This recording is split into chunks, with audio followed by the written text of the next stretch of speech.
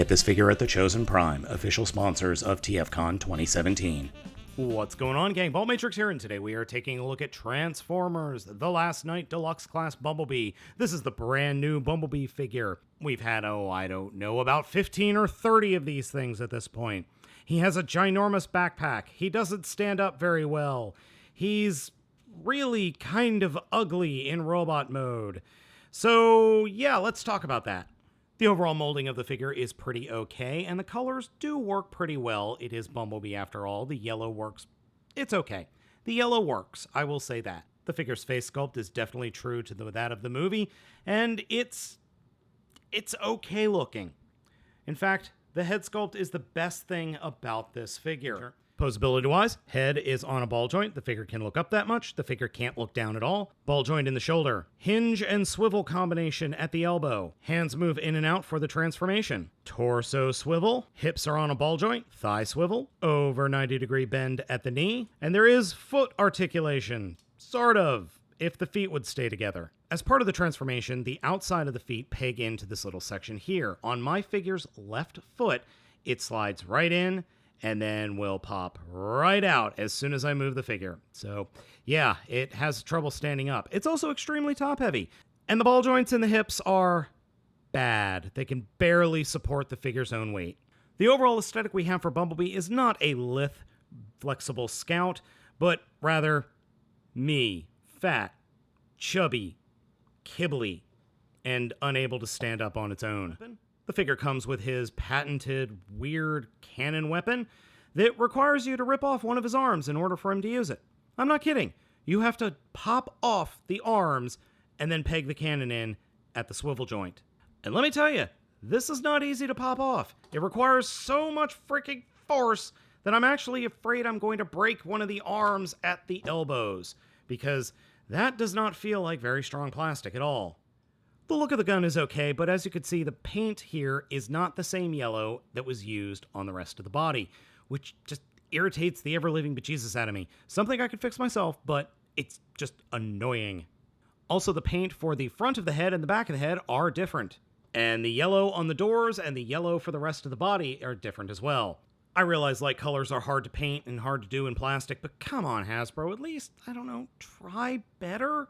In the looks department, Bumblebee is fine, I guess. It's not great, but it's passable. But the biggest complaint I have is the fact that he just does not want to stand up on his own after you pick it up and fiddle with it. And nothing stays into place after picking it up and trying to pose the figure. Obviously, the doors are going to flop around a little bit. I'm okay with that, but the chest comes unpegged way too easily, the feet come unpegged way too easily, and the legs just don't hold the figure upright. It's just a very, very poorly designed figure, and the quality control is not good, at least on my figure. This Deluxe Bumblebee's transformation is exceptionally annoying. To start off with, we come down to the feet, unpeg the feet, fold them all the way down, and just let them flop in place. And then we take the back part that is connected to the wheel and flip that up, and it should peg into place. You'll feel it kind of click into place. Then take the feet, rotate the wheels and the foot up like this, come to the inside of the leg, fold out the inside of the leg to form the bumper, take the shin, flip the shin inside the leg, then come to the back of the figure.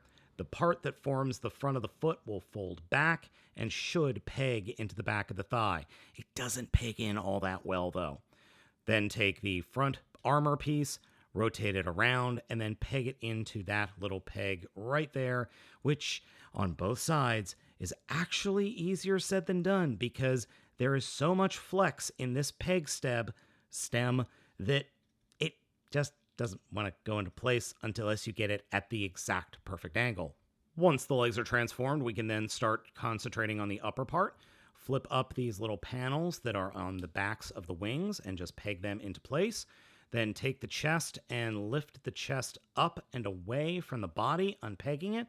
Then you could flip out the entire top of the car, front windscreen, roof, and rear windscreen. And then we can fold the head down into the chassis of the body, come around to the back and reattach the feet to those sections that I told you about, because they come unpegged all the time.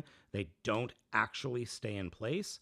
Then we can peg the the bottom of the car mode together, and then flip up both the legs, and then just start kind of straightening out everything.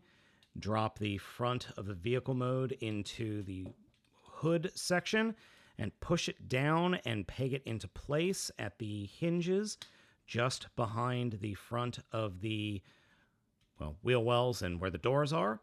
The doors will fold back and should peg into place. They don't always peg in neatly, so they peg in back by the front door and then back by the rear windscreen. I'm not going to bother trying to line up the windscreen again, because every time I do, I end up pulling other pieces off from other spots. Now we've got most of the car mode done, and we just have the arms to deal with. Fold up the fists, take the shoulders and point them straight out to the sides of the vehicle. Fold the ball joint and the hinge inside on the ratchet. Turn the upper shoulders so that the part of the robot mode is pointing to the front of the vehicle. And then turn the forearms so that these silver pegs will come and peg down right where my thumb is. And by thumb, I mean index finger. And then we can close the rear or front wheel well. And that is the transformation for Bumblebee. The car mode we end up with is all right. It looks okay. It's not horrible. Its paint is terrible, though. As you can see, the doors are a different color than the first part of the wheel well in the rear, which is a different color than the back bumper, and the back part of the wheel well, which is a different color than the front of the vehicle mode. I don't know why yellow and white are so hard. I really don't. I honestly don't. It's probably because some of these pieces were molded in yellow, while some of them were painted in yellow. That's probably the reason. The alt mode holds together pretty well. I haven't been able to figure out where to store the gun, though. It doesn't appear you can actually store the gun in vehicle mode. You can, supposedly, in robot mode, via a hole on his butt and that peg, but it doesn't really fit in all that well. The vehicle mode it's fine. It feels really small, though. Like, really small. It's palm of my hand small. It just does not feel like the same size that the previous Bumblebee figures were. Transformation back into robot mode is simply just reversing everything. Start with opening the doors, open it up, unpeg the front of the vehicle, or I should say the center front of the vehicle, and flip out the wheel wells, and then just start flipping out all the different bits. Flip out the shins from the rear of the vehicle mode, unpeg the oh yeah, this happens all the time. You will rip these front pieces off, though they peg right in.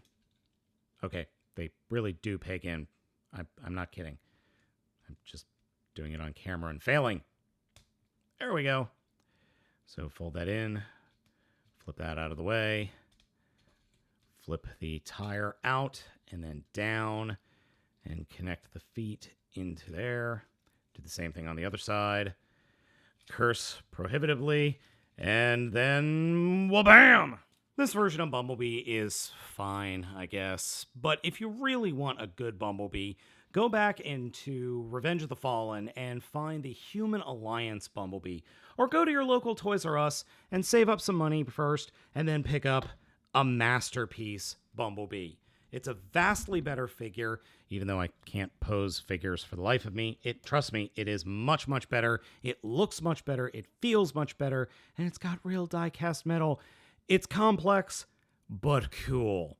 So, gang, don't buy this.